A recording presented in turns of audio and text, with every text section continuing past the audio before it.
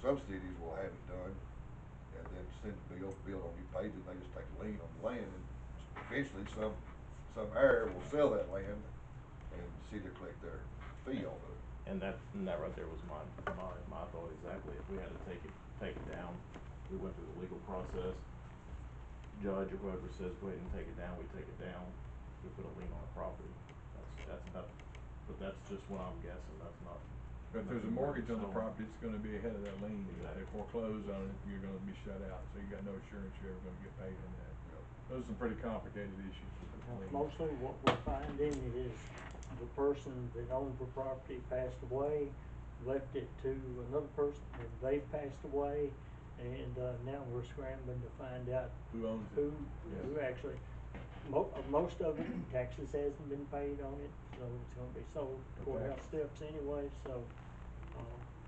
And some of those, that's the best thing to do is encourage the county to sell it for the back taxes. Then somebody will buy it and clean it up. But every time I sit down and I start looking at the codes and whatnot, something else takes my attention, and I've got to stop doing it and go to something else. I was gonna ask Chief, we talked about looking at option 2 with the county.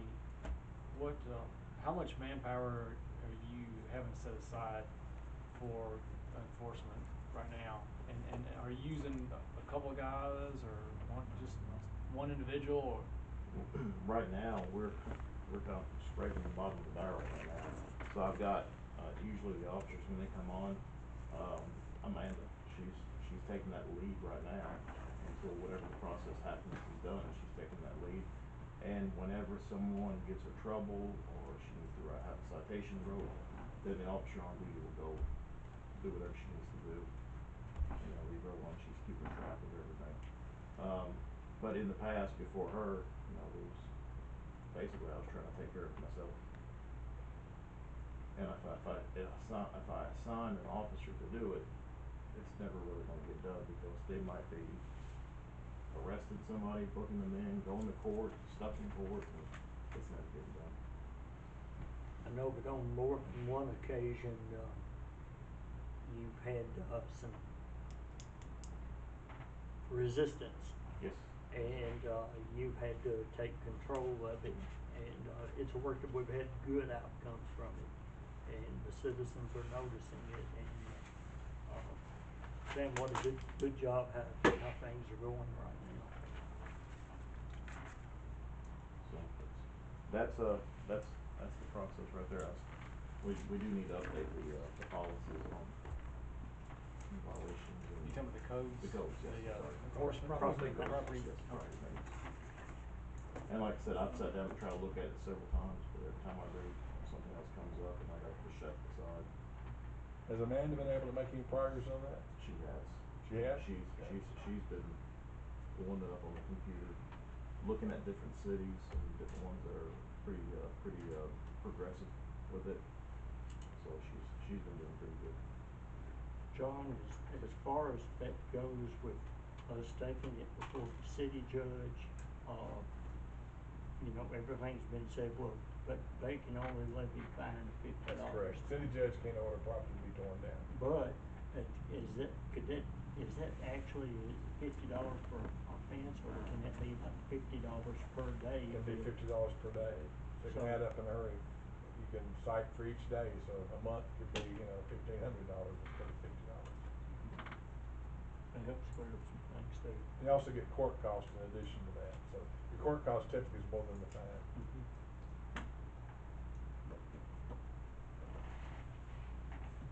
I'll get you this rough draft of the property maintenance that I'm looking at, and if we move ahead with this other, if we'll get a copy of that in I haven't put it in a resolution form or anything right now. It's just a rough draft of suggestions, and you may already have it on email, so I'll let you look at that. Yes, sir. We'll get together and talk about it. Yes, sir. Okay, we'll go ahead and move to next item. Yes, sir. Well, real fast, I'll go over I gave everybody our monthly stats. Right.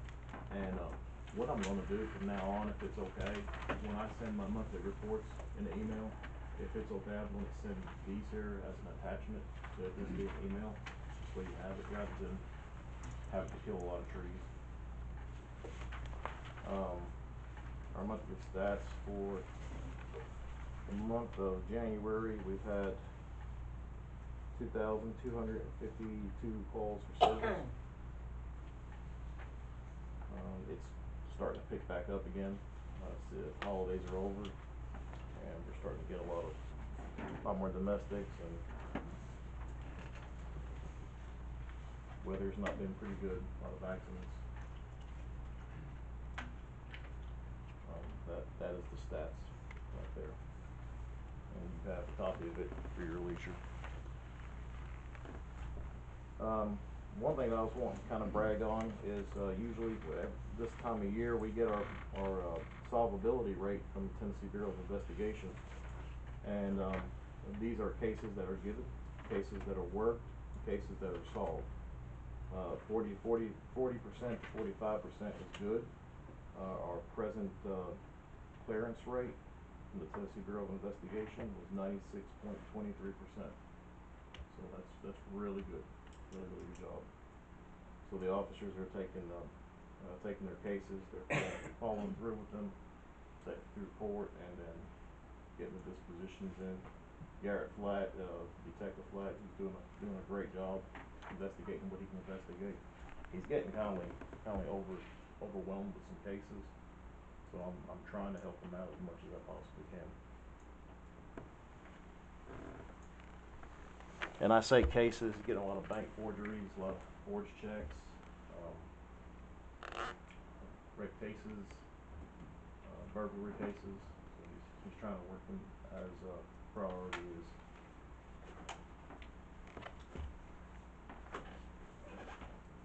We've got an ad in the paper. We've been putting ads out to get applicants for a police officer. We have received 4 applications now. We've got one more interview tomorrow. I know the city gave me permission to hire an extra one, and we're trying to fill another position, Mr. Cameron's position. I do have an applicant to present to y'all tonight to see if we can put it on the agenda. If I may, I did not put that in the report. His background check is done today. So this gentleman right here I've known him since he was a little boy. Comes from a good family. His name is Justin Burdoff. Justin Dean Burdoff. Justin is a graduate of RBS High School. He was a very good baseball player. He is from RBS, Red Ball Springs in Macon County. Put himself through Walter State Academy. He became certified. He is currently working with the RBS Police Department right now. Like I said, I've known the boy for a long time. Good boy. He was wanting to come to work here with us. He likes working at RBS, but he's just not getting the exposure to what he feels like he needs to become a more experienced officer. He will actually take a $1 pay cut, but he understands that. He's willing to go through with that. He's got a very good background. We don't have much of a background. He's 21 years old. He's a good boy, so I'd like to see about if we can put him on the agenda to hire him full time.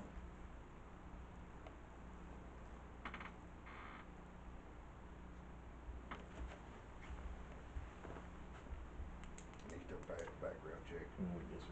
Yes, sir. Squeaky clean driving history. He has no criminal history. Good record in school. He was played baseball in high school, college. He's working at Red Ball Springs now. Yes, sir.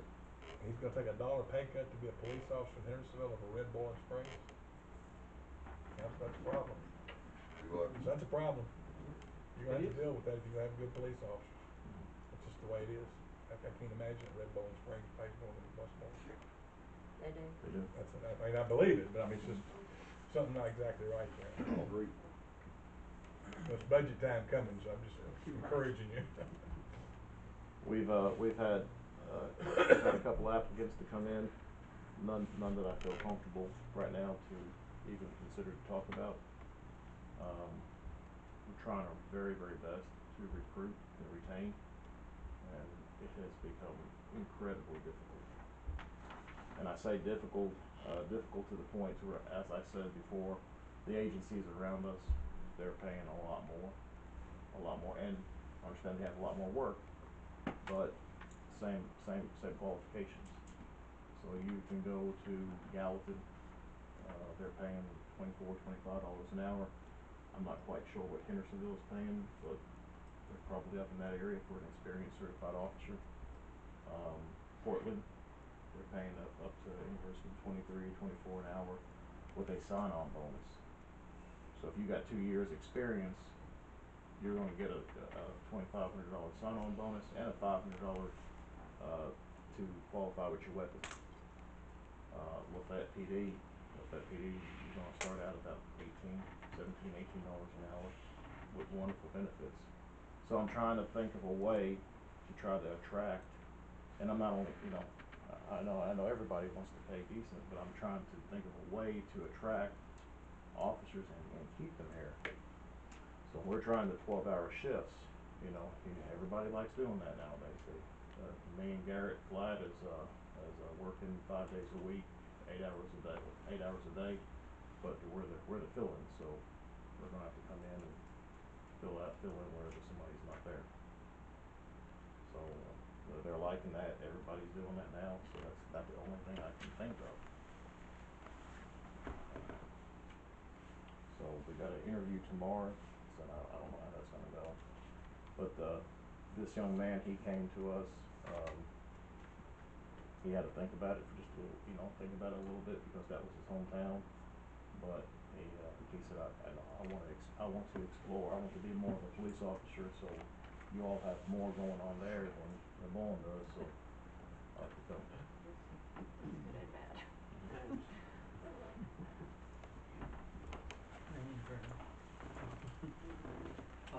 You may know at the last meeting, Chief, that the mayor of Portland put all the Sumner County mayors on notice that he was after their best officers, and he was going to the city council at his next meeting to ask for even more. So I don't know how he came out with that, but he said he's not making any bones about it. He's not being shy about it. He wants the best officers, and he's willing to pay for them. So what we're doing right now, we've got a little questionnaire going around the police department. They don't have to put their name down.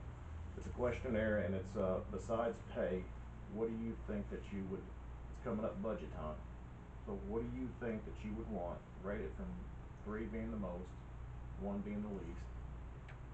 What would you want that you think that it'll be better to work here? And we have it: family insurance, more sick time, more holiday time, direct deposit, just about everybody on their thing. They put better pay and family insurance. So that's the 2 biggest things, and direct deposit. So a lot of people is not, if they live in Hendersonville or they live in Lafayette, Fairborn Springs, on Friday they're having to drive all the way up here to get their check and then go back to their bank rather than put it in the direct deposit. We had discussed direct deposit one time several years ago, and it really wasn't wanted much then. I don't have a problem putting it on the agenda, letting the council vote on it. If Keisha wants to take that title on. If it's not wanted, it's people that don't understand it. I can just tell you. There's nothing more convenient than that. Oh, yes, yes. You get your check earlier that way. I mean, at midnight, it's in the bank. I can't imagine anybody that'd rather wait till noon the next day to get their check. Yes, sir. I'm just speaking from experience, mine and my wife's, for many years. Do you think that needs to be voted on, or is that something that the mayor's office can just The handle? mayor's office can do that in the budget, just to plan on putting that in. That's an administrative thing.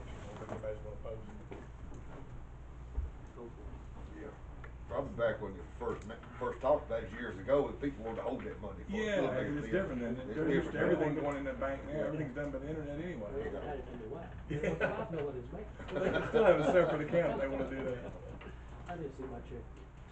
You know, a 30 lot of years. banks now don't charge service charges as long as you got your payroll check going in direct deposit. If you don't, they charge $10 to $12 a month, so it's a real benefit for the employees to be able to have free checking with that direct deposit. And that's just, many banks do that, I know. Could you have to check on that with, our local banks and see which one picks you up and help you out with it? Was this something we can start when she gets the information? We'll get the information and then we'll, We gotta wait. we'll see what we got, but probably so. If a third party company's involved in that though too, or if banks can do it exclusively, if they can, it's great. I say once they nail it down with the bank, then department heads can discuss it with their employees, and if they want it, then they can sign up for it right there, and let's do it. We didn't have an option. Yeah. Well, I think you gotta look into it first, cause it may require a third party. I know most places have someone that does their payroll, and they have to fund it like 2 days before the payday, so it's all, the checks go in. But with a smaller work group, a smaller workforce, you might be able to do it directly. I mean, it's something that you might be able to do directly with your local bank, so that's something I think that Keisha can check on. This was years ago, but when I was at Fleetwood, we had direct deposit. It was an option, you could take it or Right. not take it, but we worked directly with the bank, and Right. of No course, third they had party. hundreds and hundreds of employees. Yeah, I would think here that you could do that. Our local banks didn't go through a third party Okay. at that time, but that was back in the time. The way it would typically work, the employee would get like an email with their pay stub showing that this money's gonna be deposited on such and such a date. So that's the kind of thing, you gotta work out the computer part of that, but once you get it set up, everybody will love it. I'm quite certain of that. So you want further off on the agenda? Please. And I'll try to move along, I know I'm taking some time over there. I'd like to ask the council commission to please, name Pleasant Grove Road from Austin P to at least, Epperson Springs. I'd like to name that the, Sergeant Wayne Stewart Memorial Road, just to kind of dedicate that for him. He dedicated his life, his career was right here in Westmoreland. That was where the police department is at, that's where he moved over there, and that's when he passed away, that's where the police department's at. We feel like it's fitting for that to be a memorial to him, and, it would be, respectful for his family and the people there's a lot of people out here that loved him more than anything, so they would really appreciate that. And so you just, it's kinda like Wendell Holmes, you don't change the name of the road, you just call it the Memorial Exactly, Road. kinda like, David Mandrell is Right. on the 31E, and then you've got this veteran memorials right over here. Can you get all of that on one sign? I'll Can it take be care of all that. legible?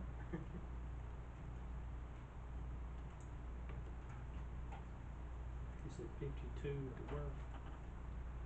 Pleasant Grove. Austin P to Epperson Springs. Just a little stretch right down here. Just Right. right here. Okay, yeah. Monday will be a year since he died. Exactly, it would be, yes, sir. Monday would be a year he passed away.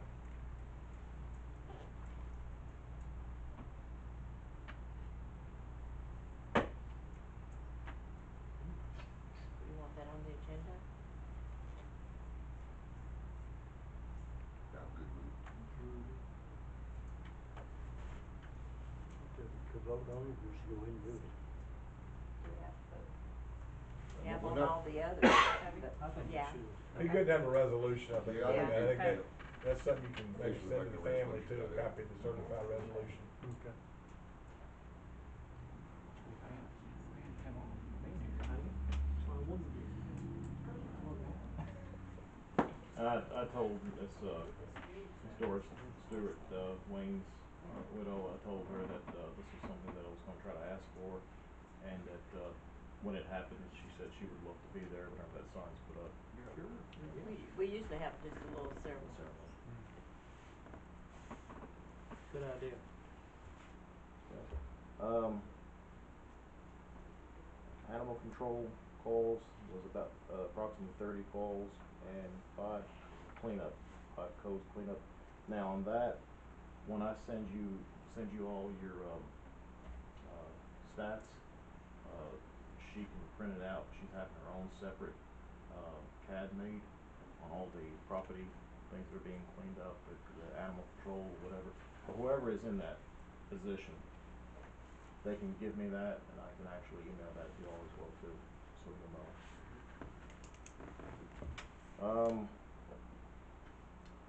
On item 1 that I sent you all in my report, I sent you all that report. I kind of wish not to speak about it due to HIPAA violation or HIPAA rights. I wish not to speak about that. Is that gonna be on the next agenda? We'll need to put it on the agenda though, right? Right. Yes, sir. Yeah. Yes, sir.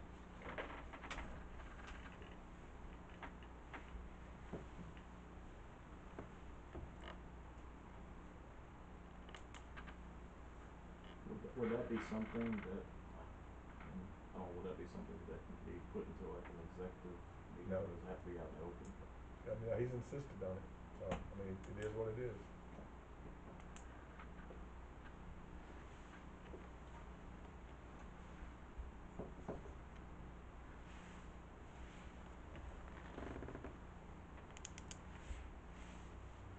And that's all I have. Number 5. Which I one? understand the signs are up and, Oh, I'm you're giving sorry, that guy a yes, little yes. leeway. We did get newer signs, a little bit bigger signs on no air compression brakes, by city ordinance. And we had that put up on 431 on both sides, 52 on both sides. That is ready to be put back up. Some of them signs have been ripped down. Somebody has ripped them down, so we put some new ones up already. We also have signs that it says no parking on this side of the street. So we do have like some areas that have small streets. Fire truck can't get by. Trash truck will not be able to get by. We have a home that we have been kind of dealing with. We've been getting a lot of complaints. We did put the signs up on that road and gave them to Monday to move this. I think it's like a 53-foot trailer. Move it out of the way. Also, we found out that it is on. Correct me if I'm wrong. Is it on? Sewer line. It's on the sewer line. So if they need to get to a sewer line, they're not gonna be able to get to it. And it's right on the right of way. And I was gonna look at the ordinances to see exactly how that. I never got an opportunity to do it. About parking on the right of way on city streets. You got some of these streets that are really small, so if you use the park on the side of the road, you're not gonna get by. Those are up, and we've got them up on Dean Street. We're gonna put them up on Stevens Street, and we're trying to think of different places that we can put them up. We're gonna kind of look at it and gauge it, see where it'll best suit the sign.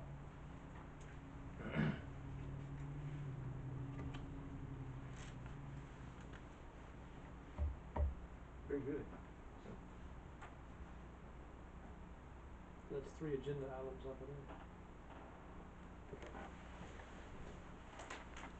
Thank you all.